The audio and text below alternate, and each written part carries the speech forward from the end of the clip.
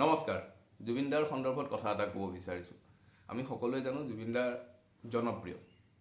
বহুতে কয় জুবিন দা যুৱ চামৰ হাৰ্টথ্ৰব। কিয় যুৱ চামৰ হয় অকল? বয়োজ্যেষ্ঠসকলৰ কিয় নহয়? বয়োজ্যেষ্ঠক বহুতেই ভাল পায়। ভাৰতৰ কথা অসমৰ বাহিৰৰ কথা বাদ দিছোঁ, অসমৰ প্ৰায়বোৰ মানুহে ভাল পায়। প্ৰায়বোৰে, প্ৰত্যেকে নহয় কিন্তু। কিছুমানে আধা পাগল বুলি কয়, কিছুমানে কিবা বুলি কয়। আমি শুনি থাকোঁ, মানুহ চবেই শুনি আছে, আপোনালোকো শুনি আছে। এতিয়া বিশ্বনাথ চাৰিআলিত ৰৈ ৰৈ বিনালে শ্বুটিং হৈ গ'ল বহুত দিন। কোনোবাই দেখি পেলাই কয় এই পাগলটো ইয়াত কি কৰি আছে কয়, কাৰণ তেখেতক বহুতে পাগল বুলি ভাবে। শুদ্ধ কথা। স্পষ্টবাদী যিসকলে হয়, যিসকলৰ কথাবোৰ মানুহৰ গাত লাগি যায়, তেওঁলোকক মানুহে পাগল বুলিয়ে কয়, আধা পাগল বুলি কয়। এতিয়া এই ভিডিঅ'টো বনাই থাকিলে বহুতে হয়তো মোকো আধা পাগল বুলি ক'ব।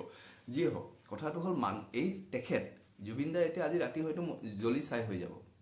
এই মুহূৰ্তত আপুনি ইয়াক ভাল পাওক দেই, আপুনি প্লিজ জুবিন দাক ভাল পাওক দেই, সেইটো ক'ব বিচৰা নাই। কিন্তু কিছুমানে তেওঁক বেয়া পায়তো, বেয়া পায় মানে ভাল নাপায়।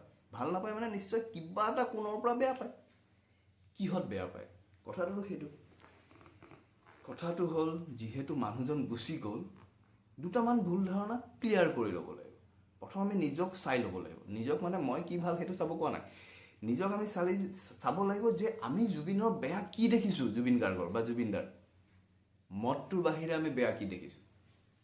তেখেতে মঞ্চত উঠি পাগলামি কৰে, মদৰ নিচাত কৰে, মুঠতে আল্টিমেটলি মদ খোৱাটোৰ বাহিৰে আমি জুবিনৰ এটা বেয়া বস্তু দেখাই দিম, যদি কোনোবাই পাৰে। বয়োজ্যেষ্ঠসকলকে সুধিছোঁ, যিসকলে তেখেতসকলক তেওঁক ভাল নাপায়। ডেকাখিনিৰো বহুতে ভাল নাপায়। ডেকা ল'ৰা, আমাতকৈ সৰু ল'ৰা, আমাৰ বয়সৰ বহুতে পাগলটো বুলিয়ে কৈ থয়। ভাই, বেয়াটো দেখাই দিয়ক। মই অকল জুবিন গাৰ্গৰ ফেন নহয়, ভূপেন হাজৰিকাৰ গানো শুনো, জয়ন্ত হাজৰিকাৰ গান মই বেছি শুনো। ভূপেন হাজৰিকাৰ গানতকৈ মই জয়ন্ত হাজৰিকাৰ গান বেছি শুনো। জুবিন গাৰ্গৰ চব গান মোৰো ভাল নালাগে। মোৰ কথাটো হ'ল, জুবিন গাৰ্গ হ'ল সৎ মানুহ, মানিবই লাগিব। জুবিন গাৰ্গ হ'ল স্পষ্টবাদী মানুহ, মানিবই লাগিব। অসমৰ চাগে আটাইতকৈ বেছি সাহসী মানুহ সেইজনে, যিজনে কাকো পাত্তা নিদিয়ে, কাকো তেল নামাৰে, কোনো এজন মিনিষ্টাৰক তেল নামাৰে। জুবিন গাৰ্গে মদ খোৱাটোৰ বাহিৰে বেলেগ এটা বেয়া দিশ দেখাই দিয়কচোন কোনোবাই। মই যিসকলে বেয়া পায় তেখেতসকলকে সুধিছোঁ, মদ খোৱাটোৰ বাহিৰে বেলেগ এটা বেয়া দেখাই দিয়ক। সেই মঞ্চত উদ্ভণ্ডালি কৰাটো মদ ৰিলেটেডেই হয়, মদ খোৱাৰ পিছতহে সেইটো হৈ আছে। কোনোবা এখন ফাংচনত তেওঁ গৈ নাপায়, কোনোবা এখন ফাংচনত তেওঁ আধা গাই গুচি আহিছে, চব মদ ৰিলেটেড হয়। কথাটো হ'ল, মানুহজনৰ বেয়া দিশ বেলেগ কোনেও দেখুৱাব নোৱাৰে। বহুত ফেমাছ মানুহৰ আমি মহিলাৰ লগত লেটি পেটি থকা দেখা পাইছোঁ, নিউজ পাইছোঁ। কোনোবাই ঘৈণীয়েকক এৰি বেলেগ মহিলাৰ লগত থকাও আমি দেখা পাইছোঁ, চেলিব্ৰিটি। আমাৰ ফেভৰাইট মানুহ বহুত আছে।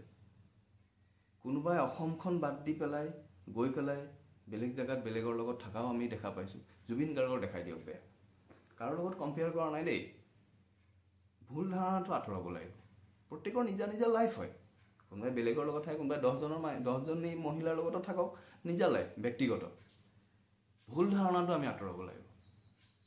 কাৰণ মানুহজন আজিৰ পৰা নাথাকে, কিন্তু সাধাৰণ মানুহ নহয়। মানুহে তেওঁক, আমাৰ ল'ৰা ছোৱালীখিনিয়ে তেওঁক চিনি পাব লাগিব। কথাটো হ'ল সেইটো।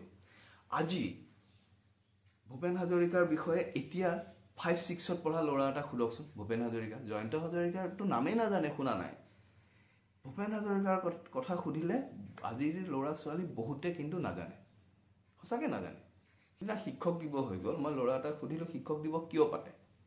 এই আগৰ দিনৰ কোনোবা মাষ্টৰ এটা মৰিছিল সেইকাৰণে বুলি ক'লে। ভাই, শিক্ষক দিৱস, সেই কথাটো মাক দেউতাকে শিকোৱা নাই। কিয় শিক্ষক দিৱস পাতে? ৰাধাকৃষ্ণন কোন আছিল শিকোৱা নাই, স্কুলেও শিকোৱা নাই। স্কুলে কৈছে কালি স্কুল বন্ধেই, শিক্ষক দিৱস, বাছ। ভূপেন হাজৰিকাৰ কথা শিকোৱাৰ এতিয়া প্ৰশ্নই নাই, কাৰণ ভূপেন হাজৰিকা পঢ়াৰ বস্তু নহয়। গতিকে ভূপেন হাজৰিকা কোন মানুহে শিকোৱা নাই মাক দেউতাকে। স্কুলতো হয়তো আজিকালি পাঠ্যক্ৰমতো নাই, আগৰ সময়তো নাছিল। দাদা চাহেব ফাল্কে বঁটা কোনে পাইছিল বুলি কওঁতে কুইজত বা পৰীক্ষাত কেতিয়াবা প্ৰশ্ন এটা আহিছিল, সিমানেই, সেই এক লাইনেই। জুবিন গাৰ্গৰ বিষয়ে কোনে শিকাব? কিয় শিকাব? আধা পাগল এটা, মদাহী এটা। সেই দৃষ্টিভংগীটো চেঞ্জ কৰিব লাগে। কথাটো, বয়োজ্যেষ্ঠসকলে জুবিন গাৰ্গক বেয়া পোৱাৰ এটাই কাৰণ আছে, সেইটো হ'ল হিউমেন নেচাৰ।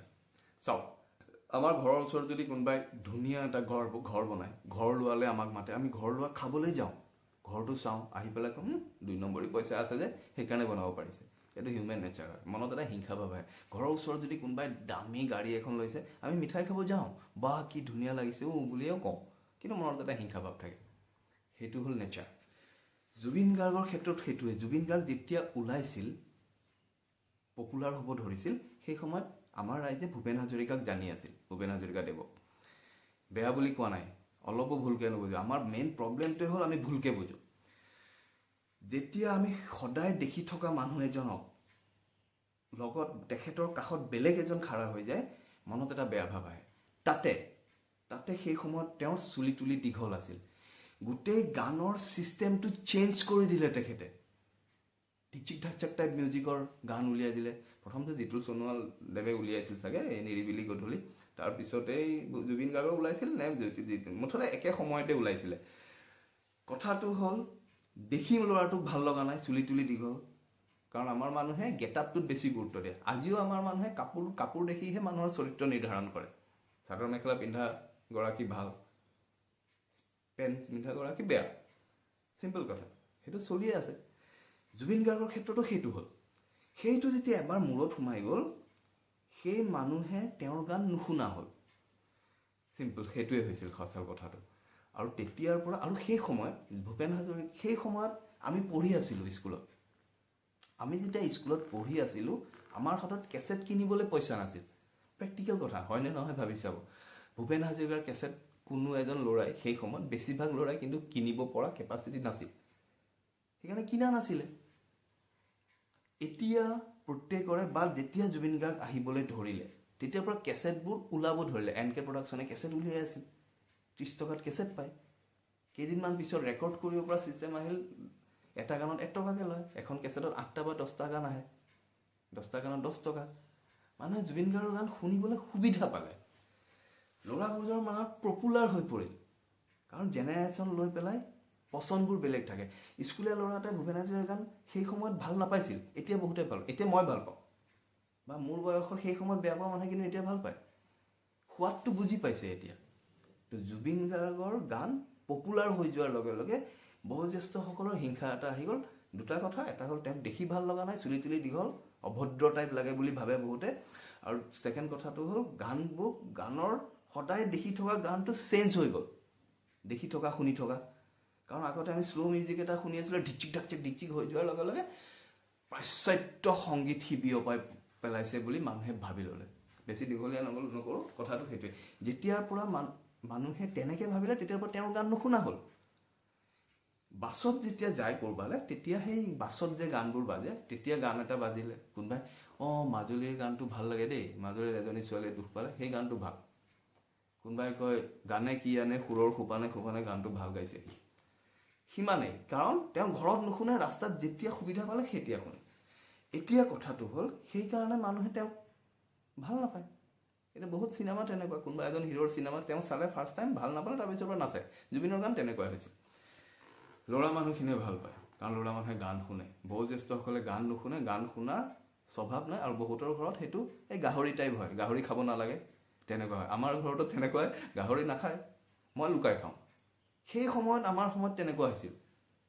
ঘৰত দেউতাহঁত থাকিলে আমি ঢিকচিক ঢাকচাক গানবোৰ কমকৈ শুনো, দেউতা ওলাই যোৱাৰ পিছত আমি বেছি চাউণ্ড দি শুনো। সেইটো মানে নৰ্মেল কথা। তো এতিয়া কথাটো হ'ল, মানুহে বুজি পাইছে। এই ভাইমন দা চিনেমাখন ওলোৱাৰ পিছৰ পৰা মানুহে জুবিন কি জানিব লৈছে, বহুতে, বয়োজ্যেষ্ঠসকল। আমাৰ এটা চেণ্টিমেণ্ট আছে, কিন্তু আমি অসমীয়া বস্তু বহুতে ভাল পাওঁ। আমি অসমীয়া চিনেমাখন ভাল পাওঁ। ASTC গাড়ীখন আমি ভাল পাইছিলোঁ সেই তেতিয়া। ASTC গাড়ীখন যেতিয়া ঘেগেলা হৈ গৈছিল, আগৰ অৱস্থা বেয়া আছিলতো, সেই ঘেটলেংকৈ যায়, খিৰিকী এখন নাথাকে, ক'ৰবাত ডাঠ কাগজ এখন লগাই থোৱা থাকে। অসমৰ এই গাড়ীৰ হেৰিটো বেয়া কৰি পেলালে দেই চৰকাৰে, তেনেকৈ টাইপত বহুতে কৈছিল। মনত আছে সেই সময়ৰ কথা। উঠি গ'লে এনেকৈ ৰছীডাল থাকে, এনেকৈ নামিব হ'লে কিটিংকৈ বজাই দিয়ে, ড্ৰাইভাৰৰ ওচৰত ঘণ্টা এটা থাকে। চেণ্টিমেণ্ট এটা আছিল সেই গাড়ীখনৰ প্ৰতি, চেণ্টিমেণ্ট এটা আছিল অসমীয়া চিনেমাৰ প্ৰতি। সেইকাৰণে অসমীয়া চিনেমা দেওবাৰে দুপৰীয়া 1:30 বজাত দিছিল। মানুহে একেখন চিনেমাকে দিয়ে, আজি যদি এই সপ্তাহত ইটো দিলে, কালি সিটো দিয়ে, একেখন চিনেমা কিন্তু মানুহে চাইছিল। কাৰণ অসমৰ মানুহৰ অসমীয়া বস্তুৰ প্ৰতি চেণ্টিমেণ্ট আছিল।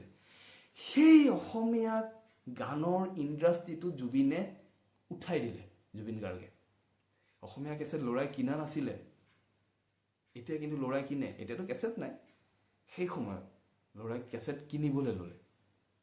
কেইবাটাও কেছেটৰ প্ৰডাকশ্যন ওলাই গ'ল, প্ৰডাকশ্যন হাউচ, চিনেমা উলিয়াই দিলে।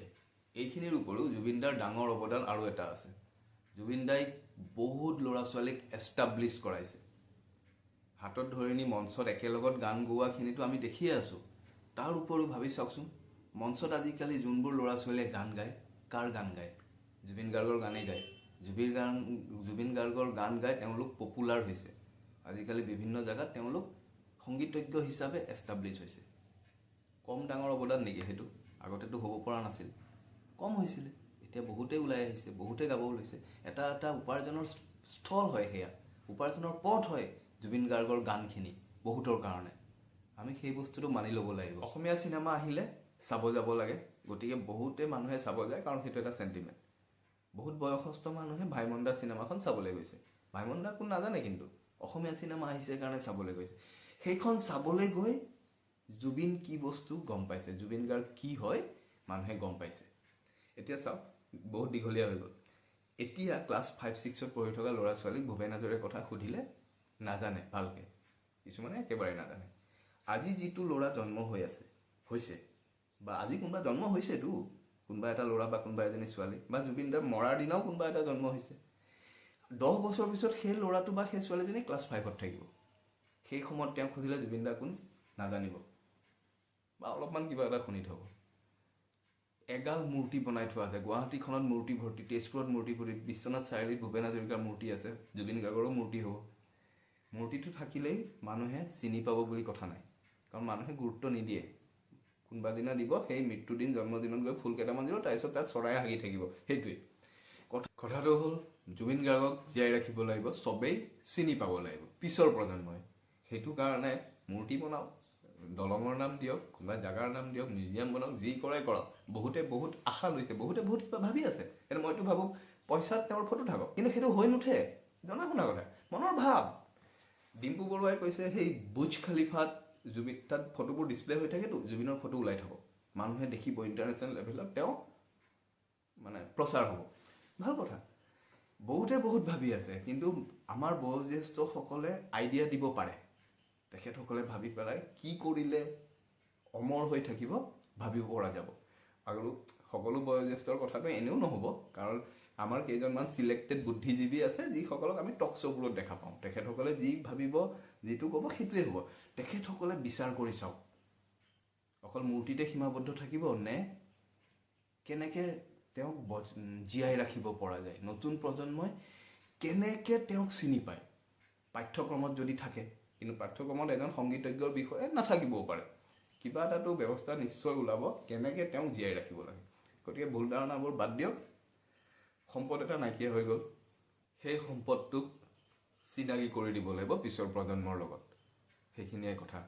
মেইন কথাটো হ'ল, আকৌ কৈছোঁ, মদৰ বাহিৰে বেলেগ এটা বেয়া দিশ বিচাৰি উলিয়াই চাওক। কাকো ক'ব দৰকাৰ নাই, নিজে ভাবি চাওক, মদটোৰ বাহিৰে আৰু কি বেয়া আছিল এটা এনেকৈ ভাবি চাওকচোন, গম পাই যাব।